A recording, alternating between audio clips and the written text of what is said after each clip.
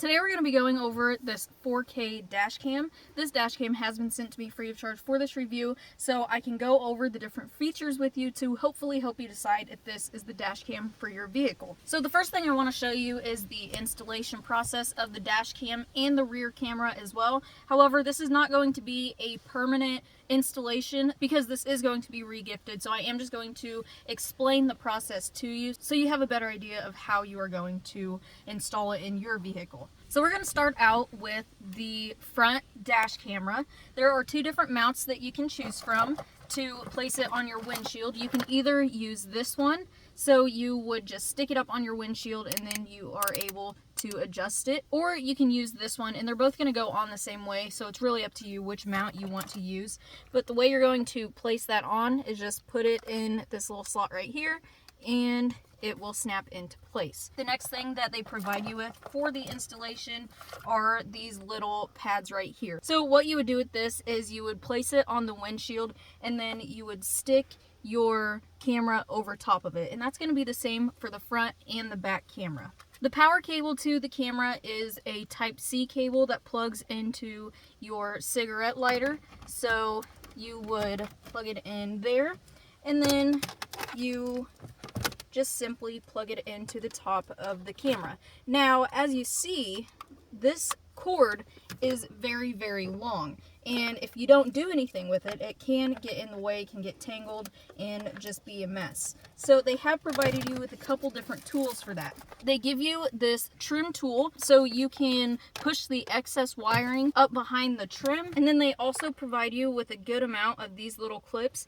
that you can stick around the edge of the floor or on the dash, so you can put the wiring in there as well. So very simple installation process. Pick what mount you want, stick it on your windshield. I will not be installing the rear camera today, but this is what the rear camera looks like. It's just going to stick right on the back of your windshield, and then you have all of this wiring to come all the way back to the front, and it will plug in to the front dash cam right here. So that's really nice. You don't have to hardwire anything into the vehicle itself. Everything is just connected to the camera. So before we go on a drive, I do want to show you some of the different features on the camera itself and then the app that the camera connects to.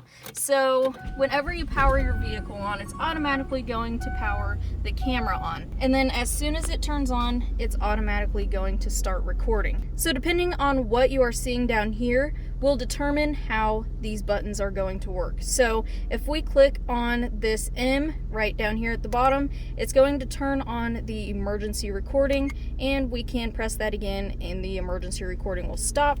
This means that you are currently recording audio, so whenever we go back to the playback, we'll be able to hear what I'm saying. If you don't want the audio, you can click that and it will be muted.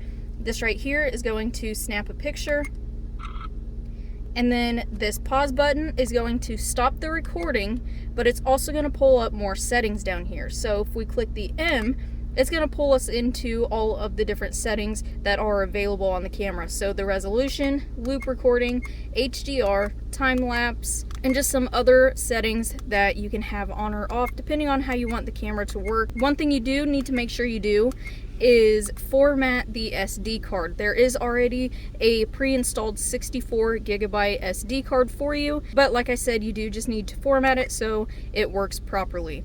Next, we have our file management. So whatever pictures or videos are on the SD card is going to be located in here. So we did take that picture, so we can go over to front photo, select that, and there is that picture that we took. And then right here, you see we have the settings and a Wi-Fi symbol. If you long press the M, it's going to switch over to Wi-Fi, and that can only be utilized if you have the app connected.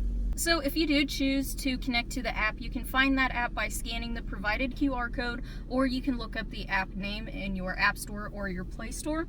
And then if you have switched over to Wi-Fi on the camera, you cannot do anything else on the camera itself. You can only operate through the app on your phone. So it is very simple to get connected to the app. It does walk you through how to do that, and then you are able to control the camera through your phone. So from here, we're just going to go through some of the different features. We can turn it to full screen, we can pause as well as resume, we can take snapshots, and then those pictures or the videos are going to be located in the camera file. And in the camera file is also where all of your loop recordings are going to be. And if you go to look at one and you notice that it is a little bit blurry, that is because it has to compress it first before it puts it in the file. But if you download it into your camera roll on your phone, then it will go back to the normal quality. Then we have those snapshots and then any locked footage that we have.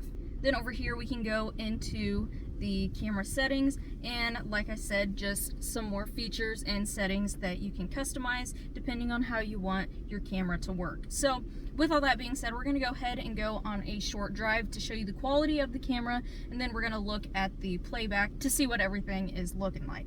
So in my opinion, I think that this dash cam does have really good quality. I like that they have provided multiple different ways to watch that playback. So if you don't want to download the app, you don't have to. That is completely optional. You can view it from the camera, or you can just remove the SD card and view it that way. But I really like this dash cam. It's simple, it's easy to use, and it's also great quality. So if you are looking for a dash cam that doesn't take any hard wiring in, and it also comes with a rear camera that is very simple to get connected, then I would recommend this 4K dash cam for your vehicle.